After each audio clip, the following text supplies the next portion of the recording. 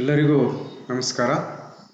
ಕಳೆದ ವಿಡಿಯೋದಲ್ಲಿ ನಾವು ಸಿಸ್ಟಮ್ ಆಫ್ ಲಿಮಿಟ್ಸ್ ಆ್ಯಂಡ್ ಫಿಟ್ಸ್ನ ಇಂಟ್ರೊಡಕ್ಷನ್ ನೋಡಿದ್ವಿ. ಸೊ ಅದರಲ್ಲಿ ಏನೇನು ನಾವು ಸ್ಟಡಿ ಮಾಡಿದ್ವಿ ಅಂತಕ್ಕಂಥದ್ದನ್ನು ಈಗ ನೋಡ್ಕೊಂಡು, ಮಾಸ್ ಪ್ರೊಡಕ್ಷನ್ ಅಂದರೆ ಏನು, ಯಾಕೆ ಬೇಕು ಅದನ್ನು ನೋಡಿದ್ವಿ. ಏನೇನು ಮಾಸ್ ಪ್ರೊಡಕ್ಷನ್ ಮಾಡಿದಾಗ ಏನೇನು ಕರೆಕ್ಟಾಗಿರಬೇಕು, ಡೈಮೆನ್ಷನ್ ಕರೆಕ್ಟಾಗಿರಬೇಕು, ಸರ್ಫೇಸ್ ಫಿನಿಶು ಕರೆಕ್ಟಾಗಿರಬೇಕು, ಆಮೇಲೆ ಪಾರ್ಟ್ಗಳನ್ನು ಇಂಟರ್ಚೇಂಜ್ ಮಾಡಲಿಕ್ಕೆ ಬರಬೇಕು. ಆ ರೀತಿ ಇದ್ದಾಗ ಮಾತ್ರ ಅದು ಮಾಸ್ ಪ್ರೊಡಕ್ಷನ್ನು ಒಂದು ಸಕ್ಸಸ್ಫುಲ್ ಆಗುತ್ತೆ ಅಂತ ನೋಡಿದ್ವಿ. ಅದಾದ ನಂತರ ಲಿಮಿಟ್ ಸಿಸ್ಟಮ್ನ ನೆಸೆಸಿಟಿ, ಯಾಕೆ ಬೇಕು ಲಿಮಿಟ್ ಸಿಸ್ಟಮ್ ಅನ್ನೋದನ್ನು ನೋಡಿದ್ವಿ. ಯಾಕಂದರೆ ಲಿಮಿಟ್ ಸಿಸ್ಟಮ್ ಹಾಕದೆ ಹೋದರೆ ನಮಗೆ ಕಾಂಪೋನೆಂಟ್ಗಳನ್ನು ಎಕ್ಸಾಕ್ಟ್ ಸೈಜ್ಗೆ ಮ್ಯಾನುಫ್ಯಾಕ್ಚರಿಂಗ್ ಮಾಡಲಿಕ್ಕಾಗಲ್ಲ.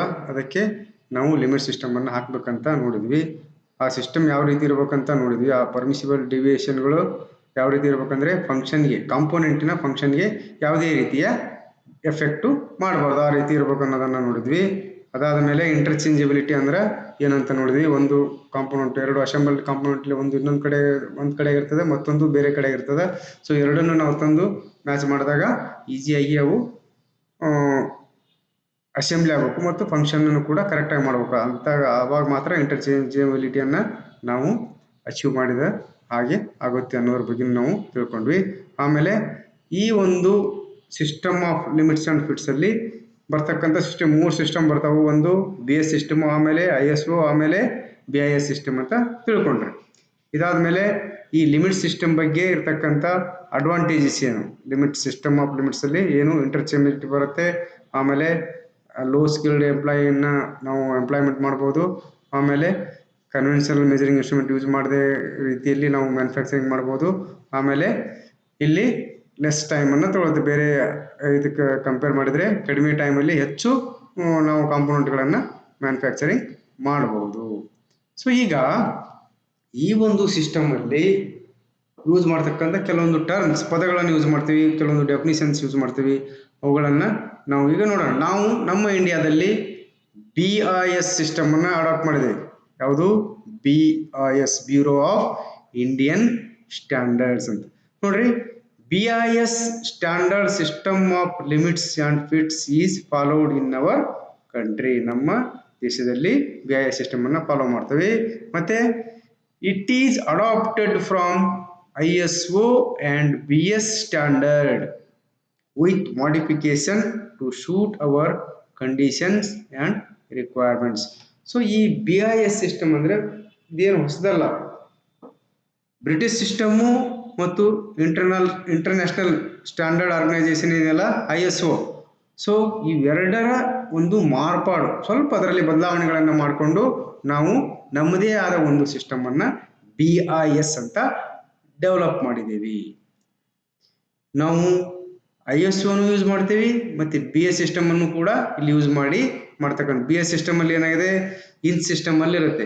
ಇಲ್ಲಿ ಆಟೋಮೊಬೈಲಲ್ಲಿ ಯೂಸ್ ಮಾಡ್ತಕ್ಕಂಥ ಬಹಳಷ್ಟು ಕಾಂಪೋನೆಂಟ್ಗಳು, ಎಸ್ಪೆಷಲಿ ನಟ್ ಬೋಲ್ಟ್, ಇವೆಲ್ಲ ಇನ್ ಸಿಸ್ಟಮಲ್ಲೇ ಇರ್ತಾವೆ.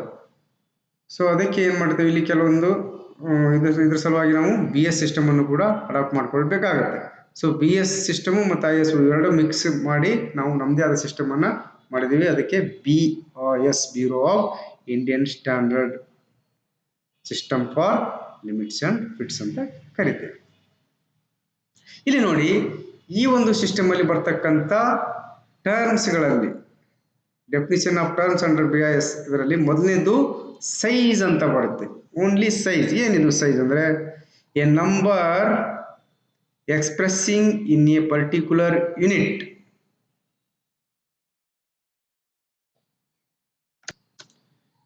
The numerical value of length. ಇಲ್ಲಿ ನೋಡ್ರಿ, ಕೇವಲ ಸೈಜ್ ಅಂದಾಗ ಇದೊಂದು ಕೇವಲ ಒಂದು number with unit.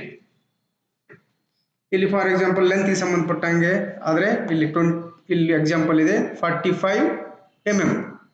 Just A number 45 mm ಅಂತಕ್ಕಂಥ ಒಂದು ನಂಬರ್. ಇದು ಸೈಜ್ ಅಂತಕ್ಕಂಥದ್ದು ಬೇರೆ ಏನೂ ಅಲ್ಲ, ಜಸ್ಟ್ ಎ ನಂಬರ್ ಅಂತ ತಿಳ್ಕೊಬೇಕು ನೀವು, ವಿತ್ ಯೂನಿಟ್. ನೆಕ್ಸ್ಟ್ ಬರ್ತಕ್ಕಂಥದ್ದು ನೋಡಿ, ಬೇಸಿಕ್ ಸೈಜ್. ಏನಿದು ಬೇಸಿಕ್ ಸೈಜ್? ಒಂದನೇದು ಸೈಜ್ ಆಯಿತು. ಸೈಜ್ ಅಂದರೆ ಕೇವಲ ಒಂದು ನಂಬರು ವಿತ್ ಯೂನಿಟ್ ಅಂತ ತಿಳ್ಕೊಂಡ್ರಿ. ಬೇಸಿಕ್ ಸೈಜ್ ಅಂದರೆ the size with reference to which the limits of the size are fixed. Basic size ಅಂದರೆ ನೋಡ್ರಿ ಇಲ್ಲೇನಿದೆಯಲ್ಲ ಇದೊಂದು ಡಯಾಗ್ರಾಮ್ ನೋಡ್ಕೊಡ್ರಿ. ಇದು ಶಾಫ್ಟು, ಇದಕ್ಕೆ ಹೋಲ್ ಅಂತ ಹೇಳ್ತೇವೆ ನಾವು. ಕ್ಲೀನಾಗಿ ನೋಡಿ. ಸೊ ಇಲ್ಲೊಂದು ಕೆಂಪು ಲೈನ್ ಇದೆ ನೋಡ್ರಿ, ಆಯ್ತಾ? ಕೆಂಪು ಲೈನಿಂದ ಈ ಎಂಡು ಈ ಮಧ್ಯೆ ಬರ್ತಕ್ಕಂಥ ಈ ಡಿಸ್ಟೆನ್ಸ್ ಇದಕ್ಕೆ ಏನಂತೇವೆ ನಾವು? ಇದಕ್ಕೆ ಬೇಸಿಕ್ ಸೈಜ್. ಈ ಸೈಜ್ಗೆ ಏನಂತ ಹೇಳ್ತೀವಿ? ಇಲ್ಲಿಂದ ಇಲ್ಲಿವರೆಗೆ ಬರ್ತಕ್ಕಂಥ ಸೈಜ್ಗೆ ಬೇಸಿಕ್ ಸೈಜ್ ಅಂತ ಹೇಳ್ತೇವೆ. ಸೊ ಇದನ್ನ ರೆಫರೆನ್ಸ್, ಈ ಬೇಸಿಕ್ ಸೈಜ್ ಅನ್ನ ರೆಫರೆನ್ಸ್ ಆಗಿ ತಗೊಂಡು ನಾವು ಅಪ್ಪರ್ ಲಿಮಿಟ್, ಲೋವರ್ ಲಿಮಿಟ್ ಅಂತಕ್ಕಂಥದ್ದನ್ನ ಲಿಮಿಟ್ಗಳನ್ನ ಫಿಕ್ಸ್ ಮಾಡ್ತೇವೆ. For the sake of convenience A basic size is ascribed to the part and each of the two limits is defined by its deviation from the size. ಇಲ್ಲಿ ಬಹಳಷ್ಟು ಕೇಸ್ಗಳಲ್ಲಿ ನಾವೇನ್ ಮಾಡ್ತೇವೆ ಅಂದ್ರೆ ಈ ಒಂದು ಕಾಂಪೋನೆಂಟ್ಗಳಿಗೆ ನಾವೇನ್ ಮಾಡ್ತೇವೆ? ಬೇಸಿಕ್ ಸೈಜ್ ಅನ್ನ ಇಲ್ಲಿ ನೋಡಿ, ಈ ಶಾಫ್ಟ್ ಅಲ್ಲಿ ಬೇಸಿಕ್ ಸೈಜ್ ಬಂದ್ಬಿಟ್ಟು 25 mm. ಸೊ ಈ ಸೈಜ್ಗೆ ನಾವು ಏನ್ ಮಾಡ್ತೀವಿ? ಡಿವಿಯೇಷನ್ ಗಳನ್ನ ಕೊಡ್ತೇವೆ. ಈ ಸೈಜ್ ಅನ್ನ ರೆಫರೆನ್ಸ್ ಆಗಿಟ್ಕೊಂಡು ನಾವು ಇಲ್ಲಿ ಡಿವಿಯೇಷನ್ ಅನ್ನ ಕೊಡ್ತೇವೆ. 0.05, 0.100. ಸೊ ಇಲ್ಲಿ 25 ಏನಿದೆ ಇದು ಬೇಸಿಕ್ ಸೈಜು. ಇದನ್ನ ರೆಫರೆನ್ಸ್ ಆಗಿಟ್ಕೊಂಡು ನಾವು ಲಿಮಿಟ್ಗಳನ್ನ ಫಿಕ್ಸ್ ಮಾಡ್ತೇವೆ. ಮಿನಿಮಮ್ ಲಿಮಿಟ್, ಮ್ಯಾಕ್ಸಿಮಮ್ ಲಿಮಿಟ್ ಅನ್ನ ಫಿಕ್ಸ್ ಮಾಡ್ತೀವಿ. ನಿಮಗೊಂದು ಗೊತ್ತಿರಬೇಕು ಏನಂದ್ರೆ, ನಾವು ಕಾಂಪೋನೆಂಟ್ ಅನ್ನ ಪ್ರೊಡ್ಯೂಸ್ ಮಾಡುವಾಗ ಅಥವಾ ಮ್ಯಾನುಫ್ಯಾಕ್ಚರಿಂಗ್ ಮಾಡುವಾಗ ಬೇಸಿಕ್ ಸೈಜ್ಗೆ ಮ್ಯಾನುಫ್ಯಾಕ್ಚರ್ ಮಾಡ್ಬೇಕಂತ ಇಲ್ಲ. ಇಲ್ಲಿ ನೋಡಿ, ಈ ಕೇಸಲ್ಲಿ 25 ಇದೆ ಬೇಸಿಕ್ ಸೈಜು, ಆದರೆ ಇಲ್ಲಿ ಲಿಮಿಟ್ ಬಂದ್ಬಿಟ್ಟು 0.05 ಆಮೇಲೆ 0.100 ಇದೆ. ಸಪೋಸ್ ನಾವೇನಾದ್ರೂ ಇದನ್ನ 25 mm ಗೆ ಮ್ಯಾನುಫ್ಯಾಕ್ಚರಿಂಗ್ ಮಾಡಿದ್ರೆ ರಾಂಗ್ ಆಗುತ್ತೆ, ಇದು ಕಾಂಪೋನೆಂಟ್ ರಿಜೆಕ್ಟ್ ಆಗುತ್ತೆ. ಇದು ಜಸ್ಟ್ ಎ ಬೇಸಿಕ್ ಸೈಜ್ ಅಷ್ಟೇ. ಇದನ್ನ ರೆಫರೆನ್ಸ್ ಆಗಿಟ್ಕೊಂಡು ನಾವು first limit, second limit. So ಹಾಗಾದ್ರೆ ಈ ಕೇಸಲ್ಲಿ ಮಿನಿಮಮ್ ಲಿಮಿಟ್ ಬಂದ್ಬಿಟ್ಟು ಎಷ್ಟು ಬಂತು? 25.05 ಇದು starting limit, minimum size of the component. ಅದಾದ ನಂತರ ಹೈಯೆಸ್ಟ್ ಸೈಜು 25.100. ಸೊ ಈ ಎರಡು ಲಿಮಿಟಿನ ಮಧ್ಯೆ ಬರೋ ರೀತಿಯಲ್ಲಿ ನಾವು ಕಾಂಪೋನೆಂಟ್ ಅನ್ನ ಮ್ಯಾನುಫ್ಯಾಕ್ಚರಿಂಗ್ ಮಾಡಬೇಕು. ಸೊ ಅದಕ್ಕೆ ಇಲ್ಲಿ ಬೇಸಿಕ್ ಸೈಜು, ಇಲ್ಲಿ ನೋಡಿ ಬೇಸಿಕ್ ಸೈಜ್ ಇದೆ, ಲಿಮಿಟ್ ಆಫ್ ಸೈಜ್ ಈ ಕಡೆ ಇದಾವೆ, ಒಂದು ಮಿನಿಮಮ್ಮು, ಇದು ಮ್ಯಾಕ್ಸಿಮಮ್. ಸೊ ಆವಾಗ ನೀವೇನಾದ್ರೂ ಬೇಸಿಕ್ ಸೈಜ್ 25 ಇದಲ್ಲ, ಸೊ 25 ಇದು 25 ಅಂತ ತಿಳ್ಕೊಡ್ರಿ. ಈ ಲೈನ್ಗೆ 25 ಇದೆ. ಸಪೋಸ್ 25, ಈ 25ಗೆ ನಾವು ಮ್ಯಾನುಫ್ಯಾಕ್ಚರಿಂಗ್ ಮಾಡಿಬಿಟ್ರೆ ಇದು ರಾಂಗ್ ಆಗುತ್ತೆ ಅಥವಾ ಆ ಕಾಂಪೋನೆಂಟು ರಿಜೆಕ್ಟ್ ಆಗುತ್ತೆ. ಅದಕ್ಕೆ ಇಲ್ಲಿ ಈ ಹೋಲಿಗೆ ಬರಲಿ, ಶಾಫ್ಟ್ ಬಿಡಿ, ಶಾಫ್ಟ್ ಅಲ್ಲಿ ಇಲ್ಲಿ ಹೆಚ್ಚಿಗೆ ಕೊಟ್ಟಿದ್ದಾರೆ. ಇಲ್ಲಿ ನೋಡ್ರಿ ಹೋಲಲ್ಲಿ ಇದು 25 ಅಂತ ತಿಳ್ಕೊಡ್ರಿ. 25 ಇಂದ ಮಿನಿಮಮ್ ಲಿಮಿಟು 0.05, 25.05, ಮ್ಯಾಕ್ಸಿಮಮ್ ಲಿಮಿಟು 25.100. ಇದು ಬಹಳ ಇಂಪಾರ್ಟೆಂಟ್. ಬೇಸಿಕ್ ಸೈಜ್ ಅಂದ ತಕ್ಷಣ ಅದೇ ಸೈಜ್ಗೆ ಮ್ಯಾನುಫ್ಯಾಕ್ಚರಿಂಗ್ ಮಾಡ್ಬೇಕಂತ ಇಲ್ಲ. ಆ ಸೈಜ್ಲಿಂದ ಏನು ಡಿವಿಯೇಷನ್ ಕೊಟ್ಟಿರ್ತಾರಲ್ಲ ಅದಕ್ಕೆ ನಾವು ಮ್ಯಾನುಫ್ಯಾಕ್ಚರಿಂಗ್ ಮಾಡಬೇಕಾಗತ್ತೆ, ಆ ಸೈಜ್ಗೆ ಮ್ಯಾನುಫ್ಯಾಕ್ಚರಿಂಗ್ ಮಾಡಬೇಕಾಗತ್ತೆ. ನೆಕ್ಸ್ಟ್ ನೋಡಿ,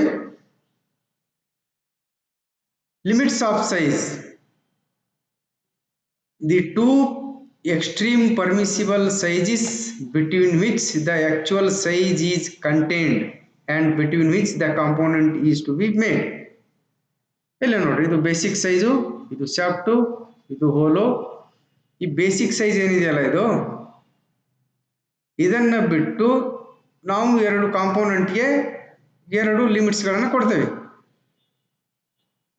ಒಂದು ಮಿನಿಮಮ್ ಲಿಮಿಟು, ಇನ್ನೊಂದು ಮ್ಯಾಕ್ಸಿಮಮ್ ಲಿಮಿಟ್. ಇವಕ್ಕೆ ಏನಂತ ಹೇಳ್ತೇವೆ ನಾವು? Limits of size. Minimum limit ಮತ್ತು maximum, two extreme permissible sizes. ಈ ಕೇಸಲ್ಲಿ ನೋಡಿ 25.1001, 25.050, ಇವೆರಡು ಟೂ ಎಕ್ಸ್ಟ್ರೀಮ್ ಲಿಮಿಟ್ಸ್ ಅಂತ ಹೇಳ್ತೇವೆ. ಈ ಲಿಮಿಟ್ಸ್ ಅಲ್ಲೇ ನಾವು ಏನು ಇದು ಮಾಡ್ತೇವಲ್ಲ ಕಾಂಪೋನೆಂಟ್ ಅನ್ನು ಆ ಲಿಮಿಟ್ಸ್ ಅಲ್ಲೇ ಮಾಡಬೇಕು. ಇದಕ್ಕೆ ನಾವು ಲಿಮಿಟ್ಸ್ ಆಫ್ ಸೈಜ್ ಅಂತ ಹೇಳ್ತೇವೆ. 25.05 ಇಂದ 25.10 ಇದೇ ಲಿಮಿಟ್ ಅಲ್ಲಿ ನಾವು ಇದು ಮಾಡಬೇಕಾಗುತ್ತೆ. ಇದಕ್ಕೆ ಲಿಮಿಟ್ ಆಫ್ ಸೈಜ್ ಅಂತ ಹೇಳ್ತೇವೆ. ಈ ಒಂದು ಲಿಮಿಟ್ ಅಲ್ಲೇ ಕಾಂಪೋನೆಂಟ್ ಅನ್ನು ನಾವು ಮ್ಯಾನುಫ್ಯಾಕ್ಚರಿಂಗ್ ಮಾಡಬಹುದು. Next maximum limit of size. ಇಲ್ಲಿ ನೋಡಿ, the greater of the two limits of size. ಇಲ್ಲಿ ಈ ಶಾರ್ಟ್ ಎಕ್ಸಾಂಪಲ್ ತಗೊಳ್ಳೋಣ. ಇದು ಬೇಸಿಕ್ ಸೈಜು, ಇದು ಮಿನಿಮಮ್ ಸೈಜು, ಇದು ಮ್ಯಾಕ್ಸಿಮಮ್ ಸೈಜ್. ಸೊ ಗ್ರೇಟರ್, ಇಲ್ಲಿ ಗ್ರೇಟರ್ ಯಾವುದು? ಇಲ್ಲಿಂದ ಇಲ್ಲಿಗೆ ಇದೇನಿದೆಯಲ್ಲ ಈ ಸೈಜು ದೊಡ್ಡ ಸೈಜು. ಸೊ ಇಲ್ಲಿಂದ ಇಲ್ಲಿಗೆ ಏನು ಈ ಸೈಜ್ ಇದೆಯಲ್ಲ ಇದಕ್ಕೆ ಮ್ಯಾಕ್ಸಿಮಮ್ ಲಿಮಿಟ್ ಆಫ್ ಸೈಜ್ ಅಂತ ಹೇಳ್ತೇವೆ. Maximum limit of size. Next minimum limit of size. The smaller of the two limits of size. ಇಲ್ಲಿ ಎರಡು ಲಿಮಿಟ್ ಆಫ್ ಸೈಜ್ ಇದೆ, ಒಂದು ಮಿನಿಮಮ್ ಲಿಮಿಟು, ಒಂದು ಮ್ಯಾಕ್ಸಿಮಮ್ ಲಿಮಿಟು. ಇವೆರಡು ಲಿಮಿಟ್ ಅಲ್ಲಿ ಸಣ್ಣ ಲಿಮಿಟ್ಗೆ ಇದಕ್ಕೆ ಮಿನಿಮಮ್ ಲಿಮಿಟ್ ಆಫ್ ಸೈಜ್ ಅಂತ ಹೇಳ್ತೇವೆ. ಇಲ್ಲಿ ಕೆಳಗೆ ಹೋಲಿಗೆ ಬಂದರೂ ಕೂಡ ಇದು ಬೇಸಿಕ್ ಸೈಜು. ಇಲ್ಲಿಂದ ಈ ಡಯಾಮೀಟರ್ ಏನಿದೆಯಲ್ಲ ಇದು ಮಿನಿಮಮ್ಮು. ಆಮೇಲೆ ಇಲ್ಲಿಂದ ಇಲ್ಲಿಗೆ ಎಂಡಿಗೆ ಬರ್ತಕ್ಕಂಥ ಡಯಾಮೀಟರ್ ಇದು maximum limit of size. So minimum ಮತ್ತು ಮ್ಯಾಕ್ಸಿಮಮ್ ಅಂದರೆ ಸ್ಮಾಲರ್ ಸೈಜ್ಗೆ ಮಿನಿಮಮ್ ಲಿಮಿಟ್ ಆಫ್ ಸೈಜ್ ಅಂತ ಹೇಳ್ತೇವೆ, ಬಿಗ್ಗರ್ ಸೈಜ್ಗೆ ಮ್ಯಾಕ್ಸಿಮಮ್ ಲಿಮಿಟ್ ಆಫ್ ಸೈಜ್ ಅಂತ ಹೇಳ್ತೇವೆ. ಇಲ್ಲಿ ನೋಡಿ, ಈ ಕೇಸಲ್ಲಿ ಇದು minimum limit of size 25.050 minimum limit of size. Maximum limit of size ಎಷ್ಟು? 25.100.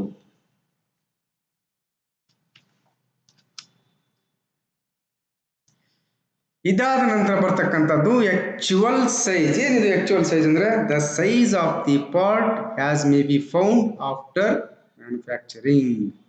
ಸೊ ನಾವು ಲಿಮಿಟ್ ಕೊಟ್ಟಿದ್ದೇವೆ ಇಲ್ಲಿ. ಇದನ್ನ ನೀವು ಶಾಫ್ಟ್ ಅನ್ನ 25.05 ಇಂದ 25.100 ಇಷ್ಟೊಂದು ಲಿಮಿಟ್ ಅಲ್ಲಿ ನೀನು ಮಾಡಬಹುದು ಅಂತ ನಾವು ಸೈಜ್ ಕೊಟ್ಟಿದ್ದೇವೆ.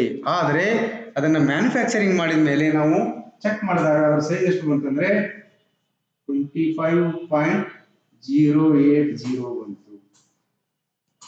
ಈ 25.080 ಏನಿದೆಯಲ್ಲ ಇದೇನು ಲಿಮಿಟ್ ಏನು ಕೊಟ್ಟಿದಾರಲ್ಲ ಆ ಲಿಮಿಟ್ ಒಳಗಡೆನೆ ಇದೆ. ಆದ್ದರಿಂದ ಈ ಕಾಂಪೋನೆಂಟ್ ಓಕೆ, ಇದು ಆಕ್ಚುಯಲ್ ಸೈಜ್ ಅಂತ ಹೇಳ್ತೀವಿ ನಾವು. ಕಾಂಪೋನೆಂಟ್ ಮ್ಯಾನುಫ್ಯಾಕ್ಚರಿಂಗ್ ಮಾಡಿದ ಮೇಲೆ ಮೇಜರ್ ಮಾಡಿದಾಗ ಬಂದಿರತಕ್ಕಂಥ ಡೈಮೆನ್ಷನ್ ಇದು. ಸೊ ನಾವು ಇಲ್ಲಿ ನೋಡಿ, ಇಲ್ಲಿ ಗಮನ ಇಟ್ಟು ನೋಡಿ, ಇಲ್ಲಿ ಮ್ಯಾಕ್ಸಿಮಮ್ ಸೈಜು ಮಿನಿಮಮ್ ಸೈಜು ಈ ಸೈಜ್ ಲಿಮಿಟ್ ಅಲ್ಲಿ ಎಲ್ಲಾದರೂ ಬರ್ಬೋದು ಅವರು. ಸೊ ಆ ಒಂದು ಇದಕ್ಕೆ ನಾವೇನಂತ ಹೇಳ್ತೀವಿ? ಆಕ್ಚುಯಲ್ ಸೈಜ್ ಅಂತ ಕರಿತೀವಿ.